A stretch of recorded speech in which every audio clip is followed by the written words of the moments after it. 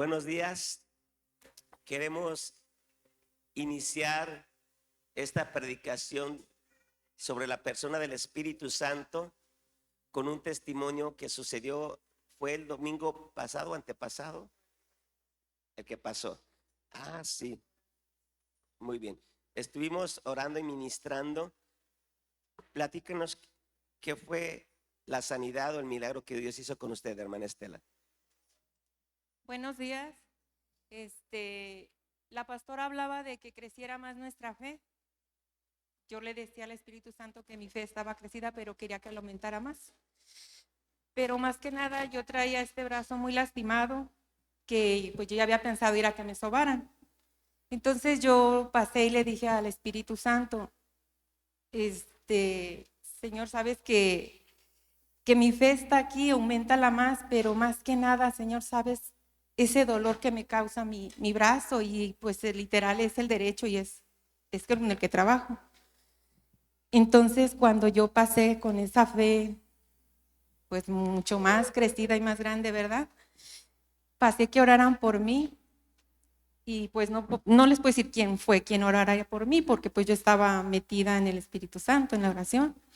Alguien sopló mi mano de las personas que oraron por mí y soplaron en este lado. Total que pues para la gloria de Dios soy sana, puedo subir mi brazo, hacer mis actividades y seguir sirviéndole a Dios, más que nada. Gracias. Muy bien. Una indicación que me dejó la pastora fue que oráramos por las personas. Y no que me haya dejado la indicación como tal, sino que me dijo que deberíamos orar por las personas y quitar toda clase de opresión que el diablo pudiera tener. Y generalmente el Espíritu Santo lo hace cuando estamos adorando. No es la regla, porque no hay una regla en cómo Dios sana a las personas. Dios lo hace de la forma que Él quiere, ¿no? Pero muchas veces, a través de los años, he visto que el Espíritu Santo, cuando estamos en ese tiempo de adoración, incluso sin pedirle, Él empieza a sanar, Él empieza a sanar. Pero repito, entremos a ese lugar especial, entremos a ese lugar tan especial. ¿Por qué los primeros cristianos podían experimentar tan claramente al Espíritu Santo? ¿Por qué? Tengo un grupo que nos levantamos temprano con diferentes horarios, unos a las 5, otros a las 6, otros a las 7 de la mañana, más tardar. Y cada noche envío un texto y tengo ya que 3 semanas. ¿Cuánto tenemos? 3 semanas o un mes. Y día tras día he encontrado un versículo que tenga que hablar con el Espíritu Santo. ¿Por qué el Espíritu Santo hacía cosas tan extraordinarias con los primeros cristianos? ¿Y por qué los cristianos de hoy parecieran no entender algo tan importante que es que el Espíritu Santo camina con nosotros? ¿Por qué ellos tenían esa comprensión tan clara? ¿Y por qué nosotros pareciera que se nos olvida que Dios camina con nosotros? En parte, sin duda, especialmente los que tienen de 40 para arriba, o los que tenemos, me incluyo, tenemos una cultura religiosa donde nos enseñaron que Dios estaba en el cielo y nosotros estábamos acá y que éramos pecadores y hacíamos algo y nos decían, Dios te va a castigar. ¿A cuántos les decían así cuando eran niños? Dios te va a castigar. Y totalmente contrario a lo que la Biblia enseña. Es verdad que Dios disciplina, pero Dios no castiga como tal. Es muy diferente la disciplina al castigo, totalmente diferente. Lo he explicado en ocasiones anteriores y no voy a tomar más tiempo para ello. Pero lo que sí sabemos es que Dios ya no castiga, más puede disciplinarnos. Pero el asunto es que Dios nunca buscó castigarnos. Él siempre buscó una relación de amor. Y de eso se trata el por qué el Espíritu Santo vive en nosotros. El Espíritu Santo vive en nosotros. Mire cómo dice 2 Corintios, no lo busques. 2 Corintios 2:16 dice: mas vosotros sois templo del Dios viviente. Y si nosotros pensamos en el Espíritu Santo como el Dios viviente, porque el contexto en 1 Corintios capítulo 6 nos dice que el Espíritu Santo es Dios. Y en 2 Corintios dice: mas Dios vive en ustedes. Entonces claramente la referencia de ambos textos nos dice que el Espíritu Santo es Dios y que el Espíritu Santo vive dentro de nosotros. Pero ¿por qué no hacemos caso? ¿Por qué no escuchamos su voz? ¿Qué está sucediendo? Quiero ir al principio. Cuando Dios crea a Adán y Eva, no los creó para que ellos administraran solamente el huerto del Edén y la tierra y labrase la tierra, que es parte del propósito, el trabajo. Pero Dios podía labrar la tierra sin Adán y Eva. Dios podía administrar la tierra. Dios no necesitaba a Adán y Eva para administrar la tierra. Dios no necesitaba a los ángeles ni a los arcángeles para gobernar el mundo. Dios no necesita ángeles ni arcángeles ni serafines para poder vencer al diablo. Dios no necesita nada. Dios no necesita a nadie. La única razón por la cual hay serafines, ángeles, arcángeles, y la única razón por la cual Dios nos crió fue para amarnos. Solamente para eso. No para castigarnos, para amarnos. Eso quiere decir que la única razón por la cual existes es para amar a Dios. Y si nosotros no logramos amar a Dios, entonces hemos perdido totalmente el propósito por el cual caminamos nosotros en la tierra. Porque Dios no te puso a caminar en la tierra para que tengas 3 casas. Si las tienes, gloria a Dios. Pero no es la razón por la cual Dios quiere que te desveles día y noche teniendo casas, teniendo grandes estudios. No está mal nada de esto. Dios quiere que los tengan. Pero lo que Dios sí quiere que tengas muy claro es la razón por la que existes. Y Dios te está diciendo hoy, la razón por la que existes es porque yo quiero amarte. Solamente deseo amarte, solamente quiero amarte, solamente quiero demostrarte que me conozcas y que sepas que te amo con un amor eterno. Siempre te he amado, nunca te he dejado de amar, siempre te amaré, no importa si te equivocas. Siempre te he amado. Esa es la única razón por la que existes, porque Dios te ama y Dios desea amarte, pero Dios desea que tú y yo comprendamos cómo amarle a Él, cómo amar, cómo poder tener esa relación íntima. Cuando Jesús murió en la cruz, no fue para restaurar una relación y decir, ahora sí, ya puedes hablar conmigo. No, la razón por la cual Jesús murió en la cruz fue, ¡hey! Ahora sí pueden volver a amar a Dios nuevamente. Lo pueden volver a hacer. Por eso les abrí el velo. Por eso les perdoné todos sus pecados. Y este es el pacto que haré con ustedes después de aquellos días, dice el Señor. Pondré mis leyes en sus corazones, en sus mentes las escribiré. Añade, y nunca más me acordaré de sus pecados y transgresiones. ¿Para qué? ¿Para qué? Para que me puedan amar. Porque yo ya los amo.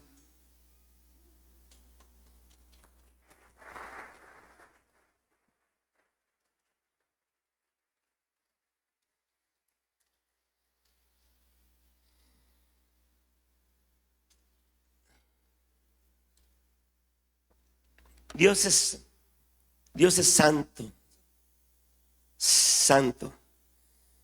La palabra santo en hebreo es Kadosh, Kadosh. Y Kadosh quiere decir separado. En este caso, Dios es el único ser que está separado de todo y todos. Me explico. Un ángel es 100% puro. Un arcángel, un serafín. Cuando Adán y Eva, Dios los creó 100% puros. Dios es 100% puro. Pero la diferencia entre Dios y su creación es que la santidad de Dios es interna es su naturaleza. Es decir, Dios no puede pecar. Ahorita le voy a explicar por qué estoy diciendo esto. Diga conmigo, Dios no puede pecar. Dios no puede pecar. Los seres perfectos que Dios creó, ángeles, arcángeles, pueden pecar. Por eso Luzbel, aunque era un arcángel, pecó.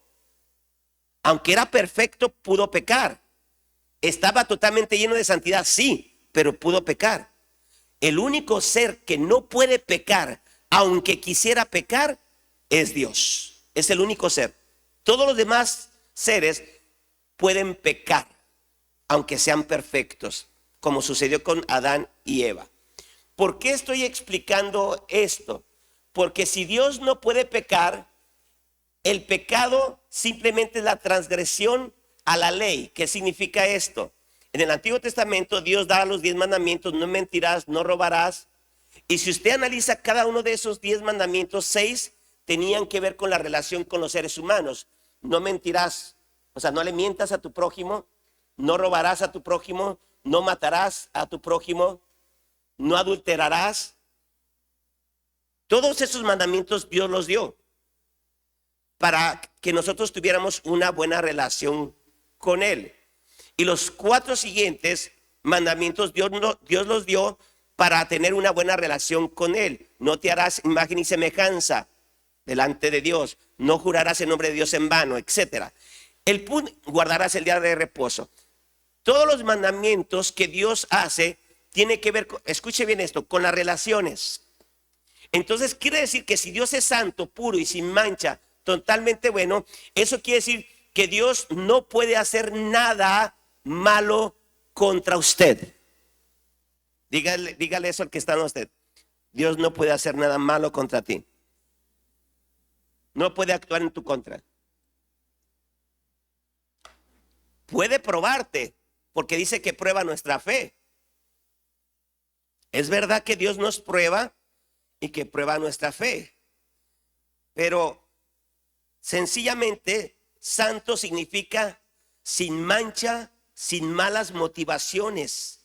Significa que es completamente perfecto, justo, recto, lleno de amor, misericordia. Eso es lo que significa Dios, ser santo para Dios. Es decir, Dios es completamente, lo voy a decir así, Dios es completamente confiable. Si yo digo Dios es totalmente santo, entonces lo que estoy diciendo es que Dios es totalmente ¿qué? Confiable. Entonces, porque a veces cuando pasa algo en tu vida te pones tan nerviosa y piensas que te van a suceder 1000 cosas. Hola. Si Dios es confiable, ¿por qué cuando sucede algo, lo primero que sucede es que piensas que todo se va a acabar, que tu matrimonio se va a acabar, que la enfermedad te va a matar, que algo malo va a suceder? ¿Por qué comenzamos a pensar de esa forma si Dios es completamente confiable?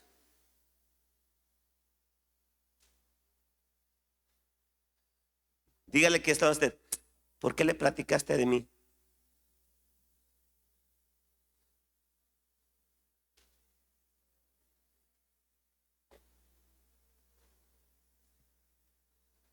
Si Dios es totalmente confiable, entonces, hermanos, confiemos completamente en Él.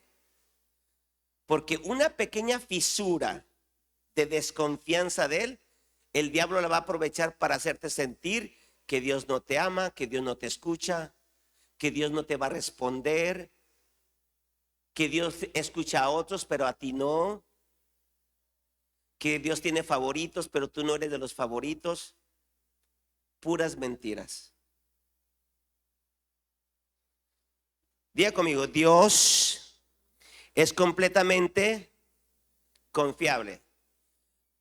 Sencillamente, ¿qué es la fe? Si yo puedo definir fe, solamente podría decir, confío completamente en Dios. Si alguien dice que tiene fe, entonces está diciendo, yo confío completamente en Dios. Es lo que está diciendo. Si Dios es confiable, entonces, si usted tiene fe, entonces usted está diciendo, yo confío completamente en Dios. Mire lo que dice el Salmo 23 del 1 al 3. El Señor es mi pastor, nada me faltará. En lugares, todos juntos, en lugares de delicados pastos me hará descansar. Junto a aguas de reposo me pastoreará. Confortará mi alma, me guiará por sendas de justicia por amor de su nombre. El salmo de protección más famoso junto con el Salmo 91 y el Salmo 121 también. Pero este es el más famoso. Este es el más famoso, Salmo 23. El Señor es mi pastor y nada me faltará. Y hace alusión a una pequeña oveja. Sabemos que la oveja es el animal que no tiene ninguna defensa contra sus depredadores. Entonces lo que está diciendo Dios es: yo soy el que cuido completamente de ti. Gracias. Aleluya. Es lo que Dios está diciendo. Eres como un pequeño animal tan inofensivo que no tienes forma ni manera de defenderte, pero aquí estoy yo para defenderte. Yo soy tu defensor, yo te voy a cuidar, yo te voy a llevar a mejores pastos, yo te voy a dar agua, yo voy a estar contigo siempre. Es lo que está diciendo.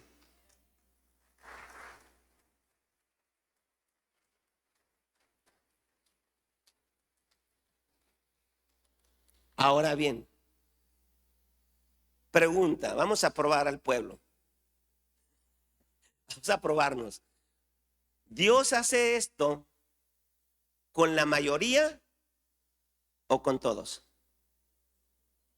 Con todos. Ok. Le voy a decir esto. Todos sabemos la respuesta perfectamente bien, pero yo le voy a decir cómo es que mi confianza ha sido totalmente restaurada a Dios. Totalmente. Cuando pasé el proceso de la pastora, hubo unos meses donde Satanás, donde mi carne se estremecieron y había dudas sobre Dios. Pero ¿por qué hoy me siento tan confiado en Él? Y una de las razones por las cuales digo: Dios, el que no puede confiar plenamente en ti es porque tiene mentiras en su corazón. Llega una enfermedad y ¿qué piensas? ¿Y qué va a pasar? Algo sale mal en tus finanzas y ¿qué dices? ¿Y qué va a suceder? Escuche esto. Algo que a mí me sirvió mucho es que yo me voy desde mi niñez. Y yo le digo que no en este momento, pero en su casa, en un momento de quietud, de mucha quietud, apague la luz, no tenga miedo, apague la luz, cierre sus ojos aparte y recorra su vida desde que usted tenga uso de razón, 4, 3 años, 5 años, y comience a recorrer su vida. Y usted sin duda va a terminar igual que yo con una conclusión: Dios me cuidó. Dios ha estado en el proceso siempre. Siempre. La diferencia es que algunos reconocemos cómo Dios nos ha llevado a través de ese proceso con cuidado, con cuidado, con cuidado, con cuidado. Cuando no era cristiano, iba manejando probablemente 120 o 140 millas por hora. Iba totalmente tomado. Iba manejando junto a un barranco. Y yo vi cómo el carro se hacía así. Yo iba manejando. Yo vi claramente que Dios me guardó la vida en ese momento. En otra ocasión iba con una chica, una amiga mía. Salimos súper tomados de un bar y ella le dio hasta 160 millas por hora. Yo vi cómo Dios guardó mi vida. Y también vi cómo Dios, al igual que José, me metieron a la cárcel. Y cómo permitió que yo conociera de Jesús en la cárcel. Y después asombrosamente vi cómo Dios me quitó 5 personas para poder llegar a mi esposa. 5 personas me quitó. 5, de forma increíble, para poder llegar y casarme con mi esposa. Cuando yo veo cómo Dios me guardó de caer con ciertas personas, cómo me guardó de la muerte, sin la dirección de un padre, entendí lo siguiente. Escuche bien esto, porque algunos se quejan de esto. Es que yo no tuve papá. Te voy a decir esto, yo no tuve papá presente. Desde los 5, es más, yo no recuerdo jamás a mi padre darle un abrazo a mi madre, jamás lo recuerdo. Jamás lo vi. Jamás vi a mi mamá besar a mi papá, jamás vi eso, jamás vi nada de eso. Yo crecí sin un padre, pero yo entendí el texto que dice en la Biblia que Dios es padre de huérfanos, benditos, doblemente benditos los que no tienen un padre, porque Dios es tu padre.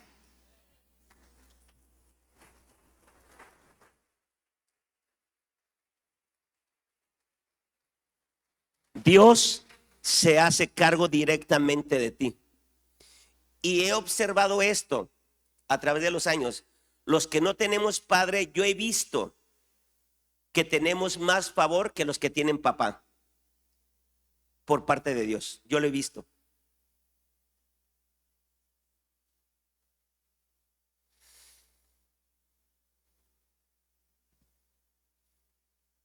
Entonces, si Dios es totalmente confiable, Dios te va a hablar, te va a dirigir. ¿Por qué? Porque Él camina junto contigo a donde quiera que vayas. Él nunca se separa de ti. Pero la pregunta es, ¿por qué no le escuchas si camina contigo? ¿Por qué no le escuchas? ¿Por qué no le escuchamos? ¿Qué es lo que está estorbando para que no escuchemos su voz? En el proceso de la pastora, Dios me dio 1, 2, 3, 4, 5 sueños. Los 2 primeros los entendí muy claro, después los otros, pero había uno que no le encontré sentido, que fue el tercer sueño. El tercer sueño, yo estaba parado así y llega una persona, yo sé que ahora que era un ángel, y había muchas cajas, todas empaquetadas nuevas, y sacó una caja como de este tamaño y saca una tabla grande, muy, muy, muy bonita, así. Era una tabla de acrílico transparente como de 1 centímetro de grueso y tenía el clip.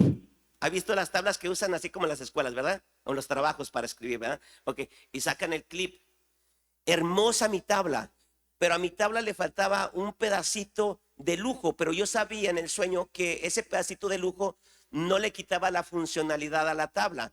Me despierto y le digo a la pastora, le digo, ¿sabes qué? Dios te va a sanar. Dios me mostró que te va a sanar y que te va a dejar nueva, porque en esos días antes del sueño se estaba preparando para la operación para quitarle el pecho. Entonces mi conclusión fue, la partecita que le hace falta es el pecho. Yo dije, sí la van a operar, sí le van a quitar el pecho, pero va a quedar como nueva. Yo interpreté el sueño así. Pasa lo que tiene que pasar, ya sabe, parte con el Señor. Y hace unos días, hace como 2 semanas, 2, 3 semanas, yo le preguntaba a Dios, yo decía, Dios, tú me has dado sueños, y últimamente me dio 3 sueños más, pero yo entré en desconfianza con Dios porque yo dije, pues me diste un sueño que no supe ni qué, y ni se cumplió. Y me das otros 3 sueños en este proceso que estoy pasando con una situación, me das 3 sueños, sentí desconfianza, dije, no puedo valerme de los sueños que tú me das ya. Así quedó. Entonces, platicando con Dios, estaba platicando con él y le dije, ¿para qué me diste un sueño de una tabla que nunca se cumplió? Estaba leyendo, los que están leyendo, los que leen el devocional, estaba leyendo Génesis capítulo 26 y dice que Jacob se acostó ¿se acuerda cuando huye de Esaú? Y cuando llega a Betel, dice que se acuesta en una piedra y tiene un sueño. Y dice que en ese sueño que ve una escalera y arriba en la escalera ve a Dios. Y que Dios le empieza a recordar las promesas y que de él iba a salir la arena del mar, etcétera, etcétera.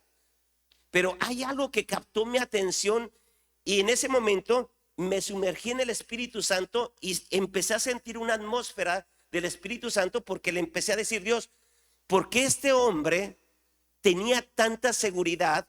Te voy a decir cuál versículo me des. ¿Por qué este hombre tenía, Génesis 28, el último, el versículo 3, el versículo 16? Yo decía, ¿por qué este hombre tenía tanta seguridad de que tú le habías hablado en el sueño? Dice, y despertó Jacob de su sueño y dijo: ciertamente, fíjese esa palabra, ciertamente Dios está en este lugar y yo no lo sabía. En ese momento me sumerjo en la presencia del Espíritu Santo y entonces le pregunto y le digo: ¿por qué este hombre tenía tanta seguridad de que tú le habías dado el sueño? Y le dije, yo estaba seguro, le dije al Espíritu Santo, sentía la atmósfera, yo podía sentir la atmósfera, le dije, yo estaba seguro que ese sueño de la tabla tú me lo habías dado. Y le pregunto, Espíritu Santo, ¿para qué esa tabla? Hermanos, la voz del Espíritu Santo fue tan clara, su respuesta fue tan clara que me preguntó y me dijo, ¿para qué es la tabla? Y yo estaba sumergido en su atmósfera y le dije, para escribir. Y entonces entendí, me dijo, escribe una nueva historia. Cuando tú tienes una relación con el Espíritu Santo, tú puedes escuchar su voz perfectamente y saber que es Él. Yo le pregunté, ¿para qué la tabla? Y yo le pregunté, Señor, ¿y la tabla? Y él me dijo, ¿para qué es una tabla? O esa tabla que te di, ¿para qué es? Y le dije, pues para escribir, escribe una nueva historia.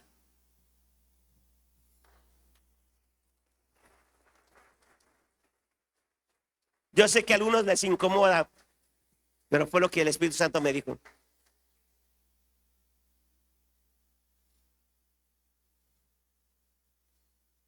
Lo que estoy diciendo puede incomodar a alguien, pues, pero es verdad. Si tú aprendes a escuchar al Espíritu Santo, Él te va a guiar.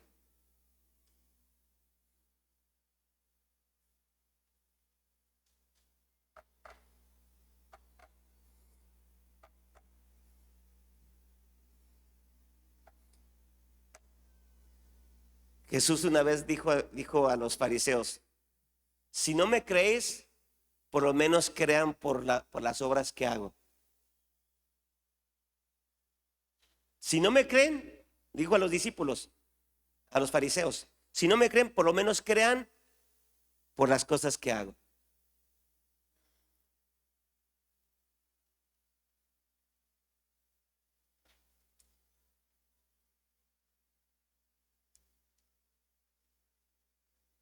Por alguna razón Dios me ha dado la gracia de ver un hombre levantarse de silla de ruedas.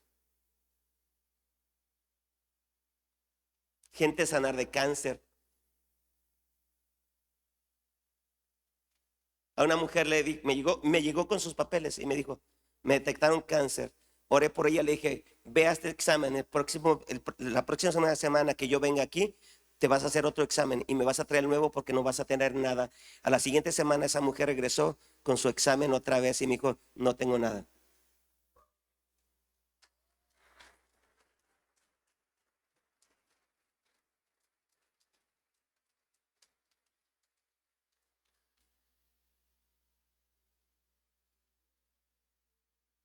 Busquemos la voz del Espíritu Santo y preguntémosle. Miren las promesas de Dios, Hechos 1:4. Y estando juntos, les mandó que no se fueran de Jerusalén, sino que esperasen, ¿qué dice? ¿Qué dice? la promesa del Padre, la cual les dijo, oísteis de mí. ¿Cuál promesa? ¿Cuál promesa? Vamos a leerla, Juan 14:26, el texto que sigue. Mas el Consolador, el Espíritu Santo, a quien el Padre enviará en mi nombre, Él os enseñará todas las cosas y os recordará todo lo que yo os he dicho. ¿Quién dijo estas palabras? Jesús. ¿Y qué está diciendo? Yo les voy a enviar al Espíritu Santo y recibiréis poder. Hechos 1. Y recibiréis poder cuando venga sobre vosotros el Espíritu Santo. Y me seréis testigos en Jerusalén, Judea, Samaria y hasta el último de la tierra. O sea, los primeros cristianos, esa es la expectativa que hoy no tenemos. Los primeros cristianos dijeron, Jesús dijo que va a enviar al Padre. Y ahí mismo en Juan 14, versículos antes del que acabo de leer, dice, mi Padre y yo vendremos a ustedes y haremos morada en ustedes, hablando del Espíritu Santo. Así que si tú tienes al Espíritu Santo, tienes al Padre, tienes a Jesús, tienes al Espíritu Santo, tienes la Trinidad, tienes la deidad, tienes a Dios, tienes el Creador del cielo y de la tierra. Pon tus manos sobre los enfermos y los vas a ver sanar. Los vas a ver sanar.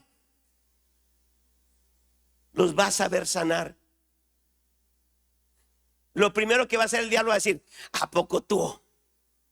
Sí. ¿No dice la palabra y estas señales seguirán a los que creen? ¿A quiénes? ¿A quiénes? Entonces haz milagros, haz sanidades, ora por la gente. Esto no es de apóstoles, esto no es de pastores, esto no tiene que ver, esto tiene que ver si eres creyente y tienes el Espíritu Santo, porque ni los apóstoles, ni María, ni José, ni yo, ni nadie puede hacer ni un milagro. El único que hace milagros se llama Jesucristo, el Espíritu Santo. Y si tú le crees que Él vive dentro de ti, tú tienes el poder para hacer milagros, porque al que cree todo le es posible. Entonces, si el Espíritu Santo vive en nosotros, eso es lo que hacía la diferencia. Mire, eso es lo que hacía la diferencia con los primeros cristianos. Los primeros cristianos tenían muy claro la promesa, la promesa, la promesa. Recibes el Evangelio y ¿qué recibes? La promesa del Espíritu Santo. Recibes al Todopoderoso. Y si tú recibes al Todopoderoso, no dudes en imponer manos y sana enfermos. Sana enfermos. Pero va a decir el diablo, pero yo te conozco tu pasado, mi niña. Y dile, y el del pastor también. Y también de Pedro, también lo negó. Ni Pedro, ni yo, ni nadie hace milagros. Los que los hace es el Espíritu Santo que está dentro de ti. Cuando ores por los enfermos, no te veas a ti misma, porque no vas a sanar a nadie. Solamente tienes que obedecer y decir, Espíritu Santo, tú lo vas a hacer. Y ya es todo. Qué fácil, ¿verdad? Hay que hacerlo. Los primeros cristianos caminaban, entendían. Estaba Pedro en un lugar. Ay, se me fue el nombre. Ayúdame, Roberto. Cuando recibe la visión. Hechos, capítulo 11. Estaba hasta fui. Cuando estuve en Israel, ahí estuve en esa casa. Ya se me olvidó. Ay, bueno. Estaba en esa casa y recibe una visión el apóstol Pedro. Y le dice el Espíritu Santo, 3 hombres te buscan. Claritita la voz del Espíritu Santo. 3 hombres te buscan. Clara la voz del Espíritu Santo. Y luego estaban orando unos profetas y unos maestros, Hechos capítulo 13, estaban orando Y dice que el Espíritu Santo dijo: apartadme a Saulo y a Bernabé para la obra que les he llamado. O sea, claritita la voz del Espíritu Santo hablando en un tiempo de oración y ayuno. Y luego iba Felipe, estaba haciendo milagros y sanidades en Samaria, y el Espíritu Santo le dice: vete hacia el sur. Y él escucha la voz del Espíritu Santo, va hacia el sur, y luego le dice al Espíritu Santo, Hechos capítulo 8, acércate a ese carruaje. Claritita la voz del Espíritu Santo. ¿Qué hace? Se acerca al carruaje y escucha al eunuco que está leyendo Isaías capítulo 53. Y le dice a Felipe: ¿pero entiendes lo que lees? Pero ¿cómo voy a entender si alguien no me explica? Y lo sube y le presenta a Cristo. El punto, ya no hablemos qué fue que le presentó el evangelio. El punto es que Felipe escuchó ¿qué? La voz del Espíritu Santo. Y luego dicen: necesitamos 7 servidores de restauración familiar. Muy bien, hermanos, escojan 7 servidores entre ustedes, porque los pastores estamos súper ocupados. Escójanlos, pero que sean llenos del Espíritu Santo. Oye, pero ¿para qué los quiere llenos del Espíritu Santo? No más para que limpien mesas. No más que limpien mesas. Mire el mover del Espíritu Santo que había con los primeros cristianos. Hasta para limpiar mesas tenían que estar llenos del Espíritu Santo. ¿Sabe por qué todos ellos se movían en todo esto? En milagros, sanidades, y había un mover del Espíritu Santo, porque todos entendían claramente que el nuevo pacto tenía que ver con un aspecto importantísimo. El nuevo pacto era yo en ustedes y ustedes en mí.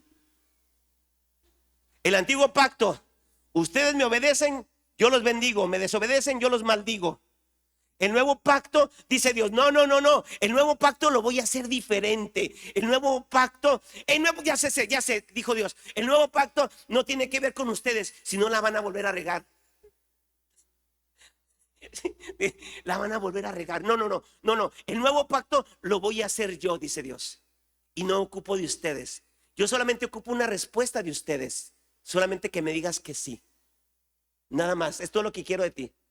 Entonces el nuevo pacto dice: este es el nuevo pacto que haré después de aquellos días. Ese texto sí lo voy a leer. Dame el de Hebreos capítulo 8. Hebreos capítulo 8, dámelo. Y ninguno, este es el nuevo pacto. Hebreos, este texto que voy a leer, Hebreos, en realidad es Jeremías capítulo 31, pero me gustó sacarlo del Nuevo Testamento. Dice: y ninguno enseñará a su prójimo. Mire cómo dice: nadie te va a enseñar, ni ninguno a su hermano, diciendo: conoce a Dios, porque todos, ¿qué dice? ¿Qué dice? Me conocerán. Porque todos ¿qué? Porque todos ¿qué? Porque todos ¿qué? Me conocerán, desde el menor hasta el mayor de ellos, porque seré propicio a sus injusticias. Y fíjese cómo dice, porque Él va a podernos enseñar. ¿Por qué? Y nunca más me acordaré de sus pecados y de sus iniquidades. Al decir nuevo pacto, ha dado por viejo al primero, y lo que se da por viejo y se envejece está próximo a desaparecer. Entonces el nuevo pacto está diciendo, el nuevo pacto es: soy tan puro, soy tan limpio, que para poder yo dirigirte, para poder yo hablarte, entonces te voy a limpiar para mí. En otras palabras, ya no hay ningún pecado que me estorbe. Antes el pecado estorbaba, pero ahora ya el pecado no me estorba. Ven, platiquemos, hablemos, restauremos esa relación de amor. Quiero que sepas cuánto te amo. Quiero que entiendas que yo te he cuidado, te he visto, yo te he sustentado. Y si vives, dice Dios, es porque yo quise que vivieras. Escucha esto. El nuevo pacto no tiene que ver contigo. El nuevo pacto solamente tiene que ver con Dios. Te perdoné. Ven. conmigo. Ven conmigo, porque quiero que nos conozcamos profundamente. Porque los viejos de hoy son medios. Estoy en Facebook, ¿verdad? O que caiga. Son medios gachos. Y nunca, ni un hombre, ni uno, escúchame bien, ni uno va a poder darte lo que yo tengo, dice Dios. Ni uno. Ni uno. Así vengan 3, 10. Es más, es peor el asunto. Entre más haya. Perdón que lo diga, pero es verdad. Y lo que está diciendo Dios, yo soy el que puedo llenar tu necesidad. Dice Dios, ven. Denle un aplauso a Jesús. Un hombre no tiene la capacidad de amar totalmente a su esposa. No puede. Necesita a Dios. Una mujer necesita entender, este viejo cabezón no me puede llenar todo lo que yo quiero. Hermanas, no se amarguen. Los hombres estamos muy limitados. Agárrese mejor de Dios y reciba lo poco o lo mucho que le dé su amado. Amén. Pero no se amargue. No, es que tú no me das todo. Y el viejo dice, no, pues yo estoy igual que tú, me siento igual de vacío. ¿Qué te puedo dar? ¿Qué te puedo dar? Si no tengo ni para mí mismo. Pero si nos llenamos de Dios, tenemos algo que ofrecer.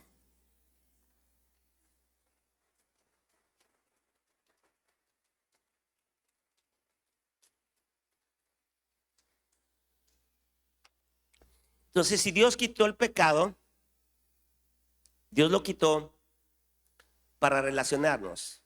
Pero volvamos a la pregunta inicial y quiero cerrar con este tercer punto. Entonces, ¿por qué no escuchamos la voz de Dios? ¿Por qué si Dios ya quitó el pecado? ¿Por qué si ya nos dio la promesa del Espíritu Santo? Si ya estamos teniendo una mejor comprensión sobre su persona. Mire, hace rato que estábamos adorando, había una atmósfera de su presencia fuerte. Fuerte. Y eso habla bien de la iglesia, que estamos aprendiendo a adorar a Dios. Estamos aprendiendo a conocerlo. Amén. ¿Por qué no escuchamos la voz del Espíritu Santo? Mire lo que dice 2 Corintios 6, 16 al 18. Y te preparas con ese mismo texto, 2 Corintios 7, 1. Pero vamos a 2 Corintios 6, 16. ¿Y qué clase de unión puede haber entre el templo de Dios, o sea nosotros, y los ídolos? Pues nosotros, ¿qué dice? Somos templo ¿de quién? Del Dios viviente. Como dijo Dios, viviré en ellos y caminaré entre ellos. Yo seré su Dios y ellos serán mi pueblo. Aquí está el problema. ¿Por qué no escuchamos a Dios? Por lo tanto, salgan de entre los incrédulos y apártense de ellos, dice el Señor. No toquen sus cosas inmundas y yo los recibiré a ustedes. Y yo seré su padre y ustedes serán mis hijos e hijas, dice el Señor Todopoderoso. Dame 2 Corintios 7, 1. Es el que sigue. Y luego dice, así que, amados, puesto que tenemos tales promesas. ¿Cuáles promesas? Las que acabo de mencionar. Él va a ser nuestro Padre, somos templo del Espíritu Santo, tenemos esas promesas. Así que, amados, puesto que tenemos tales promesas, ¿qué dice? Limpiémonos de toda contaminación de carne y de espíritu, perfeccionando la santidad en el temor de Dios. Ese es el problema. Estamos tan contaminados. Quiero aclarar dos cosas. Una, El pecado, Dios lo quitó para tener una relación con Él. ¿Estamos de acuerdo? Ok. Pero lo que no quitó Dios fue el pecado de nuestro cuerpo. Lo quitó para con Él, pero no lo quitó de nuestro cuerpo. Nuestro cuerpo sigue contaminado. Entonces, entre más contaminado estés, menos vas a escuchar la voz de Dios.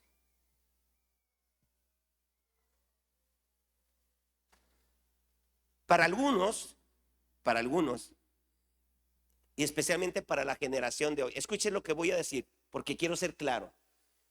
La música mundana en sí misma no es mala si no tiene letra mala. ¿Sí me estoy dando a entender? Y usted puede escucharla si usted quiere. Y usted no peca. Escuche lo que le voy a enseñar. Y usted no peca, pero yo no la escucho. Le voy a explicar por qué yo no la escucho. Porque yo no la escucho porque he decidido tomar lo mejor, irme de lo bueno a irme a lo mejor. Yo solamente adoración, adoración, adoración, adoración, adoración.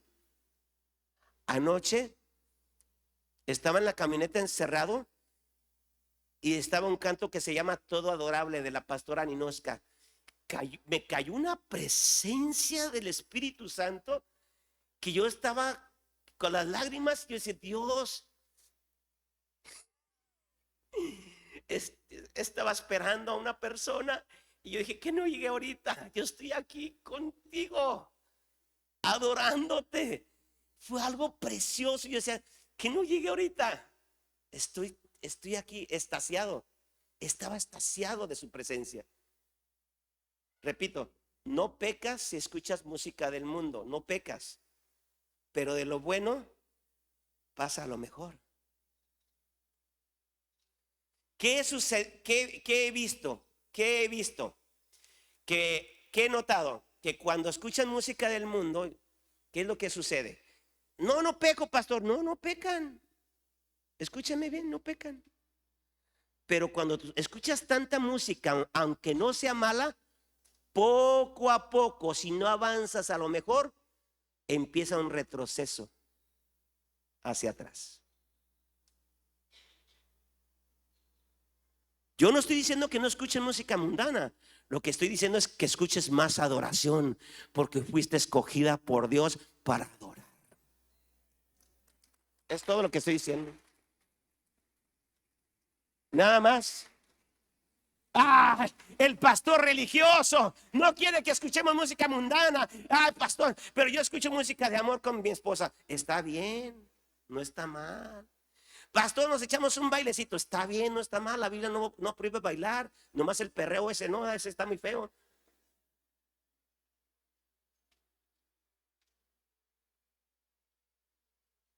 He oído, ni siquiera sé qué es eso. Nomás escucho cosas malas de eso.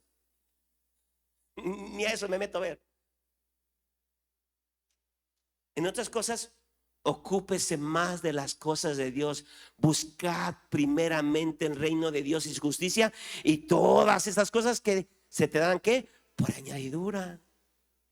Camine con el Espíritu Santo, platique con el Espíritu Santo, y cuando menos piense, usted va a empezar a escuchar su voz. Usted le va a preguntar. Nunca se me va a olvidar, fíjese, nunca se me va a olvidar cuando estaba en la prisión, iba caminando y dentro de mí le dije, ya te descubrí. Así le dije, ya te descubrí. Le dije al Espíritu Santo dentro de mí, dije, ya sé quién eres. Dije, ya sé quién eres. Le voy a dar secretos chiquitos. La voz del Espíritu Santo es suave. Nunca, la voz del Espíritu Santo nunca te acusa.